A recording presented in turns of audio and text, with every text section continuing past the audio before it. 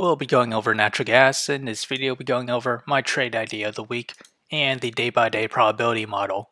So let's start off with the technical analysis on the 1-hour chart. We still remain in positive MACD and we're seeing signs of a converge. We did bounce right off the 100 moving average, this orange line, currently at the price of $2.93. With the 4-hour chart, we still remain in positive MACD, but it appears to be approaching to negative MACD territory.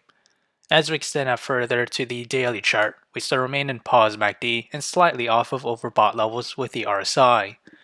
As for the trade idea, I'll be trading UNG, and my position size is less than 1% of my portfolio.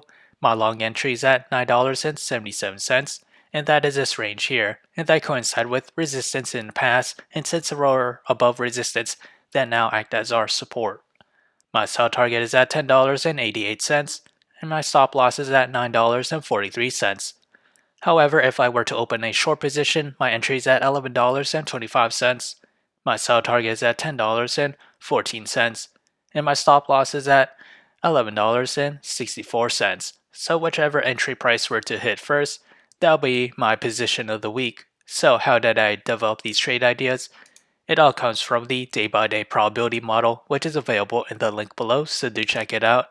As we progress to the 5th day or week of trading, natural gas has a 50% chance to climb between 0 to 7%, and to the downside a 50% chance to fall between 0 to negative 7%.